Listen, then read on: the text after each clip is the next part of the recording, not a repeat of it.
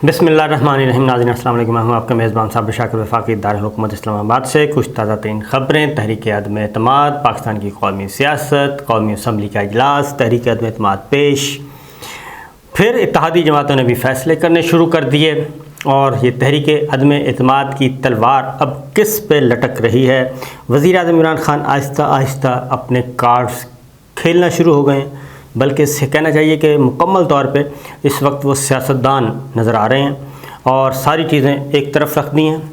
अब सिर्फ़ उनका एक ही है कि सियासत का मैदान है और सियासत में मोहब्बत, सियासत और मोहब्बत में, बल्कि कहना चाहिए सियासत में तो हर चीज़ वो कहते हैं जायज़ है। ये बात उनको किसी उस्ताद ने समझा दी है कि जनाब ये सियासत का मैदान कारसाज जो है इसमें कोई असूल शसूल नहीं होते।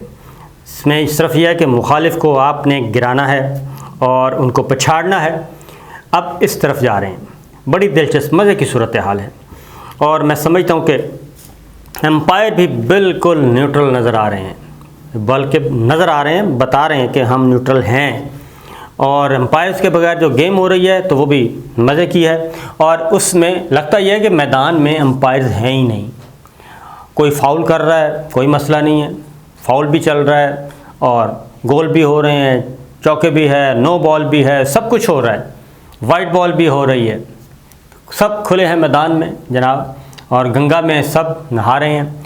तो ये सूरत हाल है इस वक्त इस्लामाबाद की, इक़्तिदार की राहदारियों में क्या हो रहा है।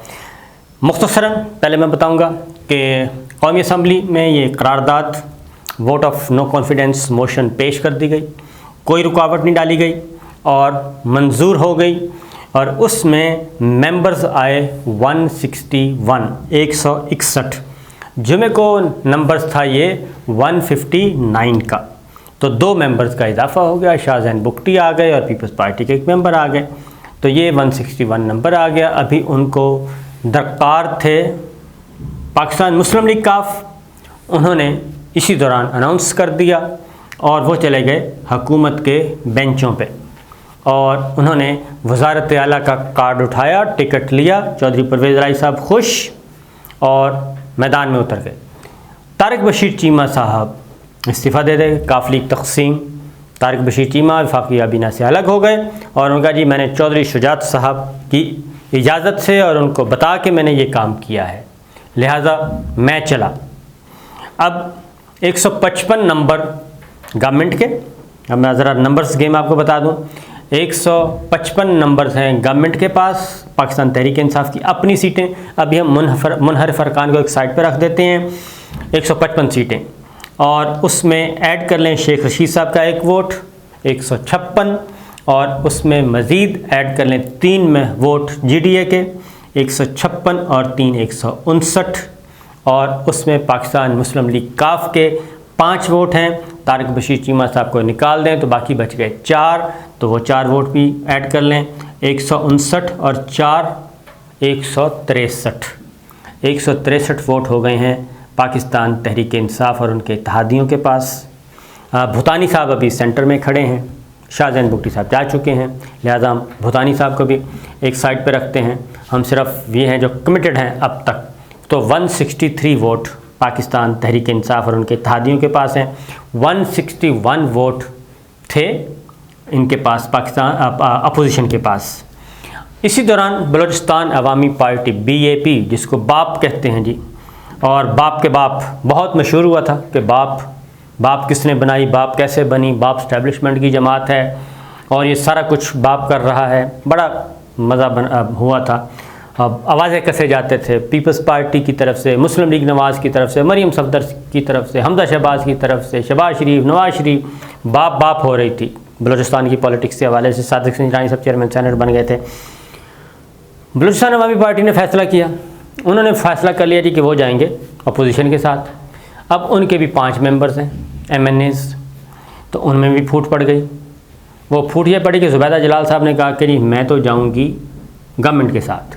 वज़ीर आज़म इमरान ख़ान वफाकी वज़ीर हैं, उन्होंने कहा जी मैं तो जाऊंगी गवर्नमेंट के साथ और मैं अपोजिशन के साथ नहीं बैठूंगी, लिहाजा 4 वोट आप ऐड कर लें मज़ीद अपोजिशन के साथ। 161 + 4 ये होगा 165 और गवर्नमेंट के पास थे 163। अब ज़ुबैदा जलाल साहब का वोट उधर डाल दें तो ये वोट हो गया, ज़ुबैदा जलाल साहब का भी डाल दें तो 164, 164 और 165 की नंबर ये हैं कमिटेड वोट। अभी हम मुतनाज़ वोट्स को एक साइड पे रख देते हैं। तो 164 165 का नंबर इस वक्त मौजूद है दोनों जमातों के पास, वज़ीर आज़म इमरान खान के पास 164 और अपोजिशन के पास 165। भारी भरकम प्रेस कॉन्फ्रेंस हुई बलोचिस्तान अवामी पार्टी ने की, मौलाना फजलुर रहमान साहब, बिलावल भुट्टो, आसिफ अली जरदारी साहब, शहबाज शरीफ साहब, लेकिन उस प्रेस कॉन्फ्रेंस का और बीएपी की शमूलियत का जो ऐलान था अपोजिशन के साथ, वो उसका मजाक करकरा किया है काफ लीग ने। चौधरी शुजात साहब, चौधरी परवेज़ इलाही साहब और सीएम शिप, और उसने मजाक करकरा कर दिया। तो लिहाजा का परेशान भी थे, क्योंकि अगर काफ लीग और बीएपी दोनों आ जाते फिर तो मज़ा ही ख़त्म हो जाना था मैच, 1% रह जाता, 99% अपोजिशन ले उठती, लेकिन नहीं, ऐसा नहीं हुआ। तो बहरहाल 164 165। अब आते हैं जी आगे खेल मज़ीद। MQM मुत्तहिदा कौमी मूवमेंट, उसकी तरफ आ जाते हैं। तो मुत्तहिदा कौमी मूवमेंट के हैं 7 वोट। तो वो 7 वोट अगर अपोजिशन के पास चले जाते हैं 164 प्लस 7, सॉरी 165 प्लस 7, तो 172 हो गए पूरे। तो 7 वोट वो हैं, और उधर 164 हैं, 164 में 7 ऐड करें तो वो वोट कहाँ जाता है, तो वो 171, फिर एक नंबर चाहिए। तो मामला यहाँ तक फंसा हुआ है। तो 164 165 और MQM ने फ़ैसला करना है। 7 मेंबर्स हैं और MQM ने वाज़े तौर पे कह दिया है कि जनाब हमारी पार्टी डिवाइड नहीं होगी, हमने जो फ़ैसला करना है उस पे 7 के 7 वोट एक साथ जाएंगे। अब अमीनुल हक साहब MQM वो ये कह रहे हैं कि जनाब अपोजिशन में बहुत सारे मसाइल हैं, अपोजिशन मुख्तलिफ़ुल ख्याल जमाते हैं, पता नहीं चलना है नहीं चलना इस सेटअप ने, इनकी लड़ाई ना हो जाए और बीच चौराहे में हंडिया फूट गई तो मामला ख़राब हो जाएंगे। लिहाजा उनका रुझान अभी तक, लेकिन उन्होंने कहा जी हम फ़ैसला करेंगे 2 दिन के बाद, ना आज भी नहीं करेंगे और कल जाके करेंगे, कल परसों जाके करेंगे। अब तहरीक अदम एतमाद पेश हो गई है और 2 दिन की ब्रेक आ गई है। 2 दिन की ब्रेक के बाद अब जुमेरात को डिबेट शुरू होगी। तो जुमेरात से पहले मुत्तहिदा कौमी मूवमेंट भी कोई ना कोई पोजीशन ले चुकी होगी। अच्छा, ये तो पार्टी पोजीशन मैंने 164 165 बता दी। अब आते हैं मुनहरिफ अराकीन की तरफ, क्योंकि अपोजिशन का सारा इन्हिसार मुनहरिफ अराकीन पे अब रह गया, और वो अगर वहाँ से नहीं आती कोई माकूल तादाद तो मामला ख़राब हो जाएंगे। अब चौधरी परवेज़ इलाही साहब का जो कार्ड खेला है वो एक आपने सुना का 2 in 1 नहीं है, 3 in 1 भी नहीं है, ये 4 in 1 है। यानी एक कार्ड से आपने 4 जो अपोजिशन में आपके अपोजिशन में थे 4 ग्रुप्स, उनको आपने साथ मिला लिया है। और चौधरी परवेज़ इलाही साहब की जो वज़ीर आज़म इमरान खान से मुलाकात हुई है उसका भी कंटेंट मंदरजात जो हैं वो भी आएंगे बाहर, क्योंकि वो मुलाकात नहीं बल्कि बहुत अच्छी मुलाकात थी और बड़ी गपशप हुई है, कह के शह के काफ़ी बुलंद हुए हैं और खूब, और ऐसे था जैसे दोनों पार्टियां बड़ी खुश हैं कि बिल्कुल सही निशाने पे तीर जाके लगा है। अब नून लीग जो है वो पीपल्स पार्टी के साथ और मौलाना फजलुर रहमान साहब के साथ बैठी है। नून लीग ने कहा है कि जनाब आपने जरदारी साहब को कि आपने हमें कहीं का नहीं छोड़ा, और हमने अब चौधरियों के दर पे हाज़िरी भी दी, 1 दफ़ा नहीं दी 3 दफ़ा हाज़िरी दी, और इसके बावजूद उन्होंने हमारा CM शिप का कार्ड जो है वो रद्दी की टोकरी में डाला, और इमरान खान साहब का जो CM का कार्ड है वो उठाया और लहराया, और अब वो हमें डैमेज कर रहे हैं। उसकी रीज़न चौधरी परवेज़ इलाही साहब ने जो वो 4 in 1 कह रहा हूँ। अब जी लोटा क्रेसी पे अब ज़रा गेम पलट गई है।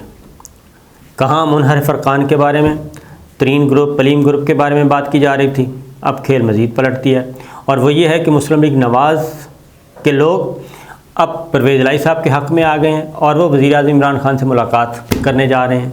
मुनहरिफ अरकान अभी उनके पार्टी के कुछ लोगों ने मशवरा दिया खान साहब को कि अभी ना मिलें क्योंकि केस चल रहा है सुप्रीम कोर्ट में। हम तो गए हुए हैं लोटा करेसी के ख़िलाफ़, अगर वहाँ ये तस्वीर आ जाती है कि जी मुस्लिम लीग नवाज़ के मुनहरिफ अरकान या forward block MPs MNs Nawaz prime minister से मिल रहे हैं तो सुप्रीम कोर्ट में हमारा केस वैसे कमज़ोर हो जाएगा कि ये क्या बात है।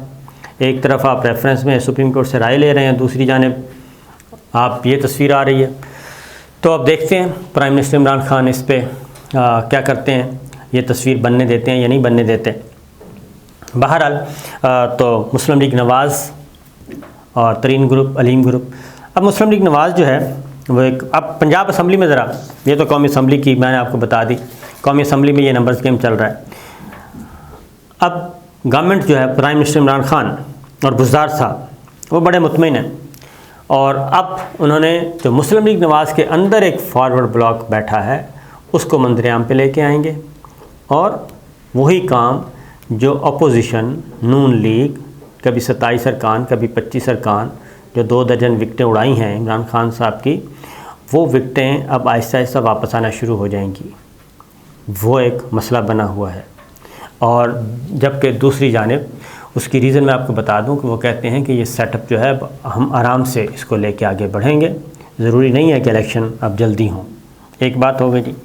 उसके बाद अब पंजाब असम्बली में आ जाएं। पंजाब असम्बली, क्योंकि चौधरी परवेज़ इलाही साहब ने कहा है कि जी मेरे साथ बेहतर है काम। अब पंजाब असम्बली में पार्टी पोजीशन क्या है?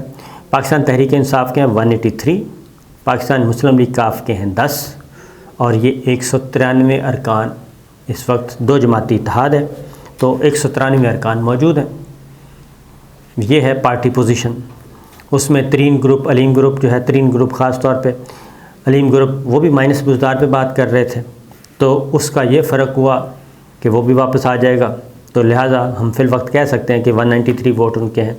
अपोजिशन के पास क्या है? मुस्लिम लीग नून के पास हैं 165, पाकिस्तान पीपल्स पार्टी के साथ ये 172 अरकान उनके हैं, 5 आज़ाद अरकान हैं, राह हक पार्टी 1 है, तो ये 371 का अरकान है। 186 जो है वो 51% बनता है, तो 186।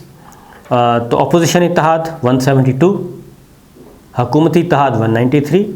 अब इसमें पाकिस्तान पीपल्स पार्टी जो है वो चौधरी परवेज़ इलाही साहब के साथ जाएगी 100%, और वो भी चली जाती है तो 193 + 7 ये 200 हो गए।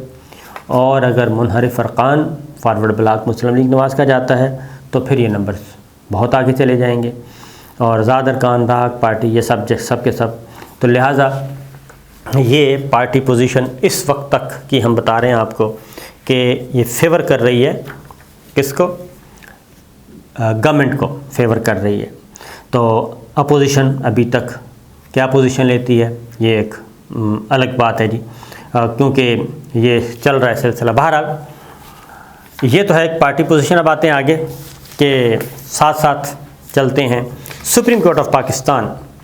वहाँ पे जो रेफरेंस चल रहा है उसमें जो कल की डिबेट हुई वो मैं आपको बता देता हूँ। वो भी ये कह रहे हैं कि chief justice Umar Ata Bandial, justice Ejazul Ehsan, justice Mazhar आलम खान मियाँ खेल, जस्टिस मुनीब अख्तर और justice Jamal Khan Mandokhel, 5 members larger bench है, वो समाअत कर रहा है। उनकी तरफ से जो रिमार्क्स आए हैं वो मैं आपको बताता हूँ, वो ज़रा सुन लें, उसके बाद आपको अंदाज़ा होगा कि उधर क्या सूरत हाल चल रही है। मैं क्रक्स एक बता दूँ कि सुप्रीम कोर्ट ऑफ पाकिस्तान की तरफ से जो कुछ ऑब्जर्वेशन आई हैं वो ये है कि सिस्टम को डीरेल नहीं होने देना। ये बात ज़हन में रखिए कि कोई ऐसा फ़ैसला सुप्रीम कोर्ट नहीं देगी जिससे सिस्टम ही डीरेल हो जाए और डिसमेंटल हो जाए और मामला ख़त्म हो जाए। इसमें ये रिमार्क्स हैं कि आपको लगता है कि आर्टिकल 63A में किसी किस्म की कमी है? Justice Jamal Khan Mandokhel. Article 63A को 62(1)(f) के साथ कैसे जोड़ेंगे? Justice Ejazul Ehsan attorney general से पूछ रहे हैं। क्या 63(1)A के नतीजे में सीट खाली होगी या नहीं? आर्टिकल 63A में लिखा है रुकनीत ख़त्म हो जाएगी। चीफ जस्टिस उमर अता बंदयाल साहब, अगर ख़त्म हो जाती है तो फिर तो गवर्नमेंट वैसे ही, ये सारे आदमी अगर डी सीट हो जाते हैं तो फिर तो मामला ही ख़त्म हो जाएंगे। आप नाअहली की मुद्दत का तयन कराना चाहते हैं? चीफ जस्टिस साहब पूछ रहे हैं। आर्टिकल 62(1)(f) के लिए अदालती फ़ैसला ज़रूरी है? चीफ जस्टिस साहब कह रहे हैं। पार्टी सरबराह डिक्लेरेशन दे तो इलेक्शन कमीशन को फैसले करने दें। जस्टिस जमाल खान मंदोखेल कह रहे हैं कानून में तरीका वाज़ेह कर दिया तो हमसे क्या चाहते हैं। Justice Jamal Khan Mandokhel election commission का फैसला सुप्रीम कोर्ट आएगा तो देखा जाएगा।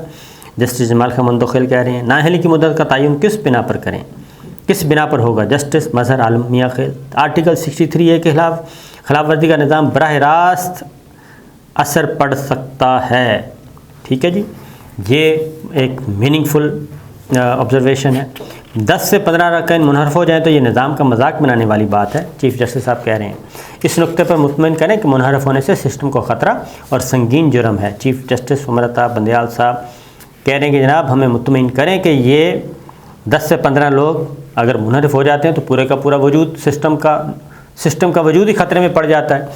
15 लोग हुकूमत बदल कर फिर इलेक्शन लड़े तो म्यूजिकल चेयर चलती रहेगी। चीफ जस्टिस एजाजुल हसन साहब कह रहे हैं एक रुकन दूसरी जमात को फ़ायदा देता है तो सिस्टम को ख़तरा कैसे हो गया। पार्लिमानी जमात अपने लीडर के खिलाफ अदम एतमाद कर सकती है। जस्टिस एजाजुल हसन साहब कह रहे हैं पार्टी खुद अदम एतमाद करे तो किसी के खिलाफ कार्रवाई नहीं हो सकती। जस्टिस एजाजुल हसन पार्लिमानी पार्टी वज़ीर आज़म की तब्दीली का फैसला करे तो पार्टी सरबराह बादशाह नहीं होगा। ये एक अगला नुक्ता आया चीफ जस्टिस साहब की तरफ से। पार्लिमानी पार्टी कार्रवाई की सिफारिश करे तो क्या पार्टी सरबराह रोक सकता है।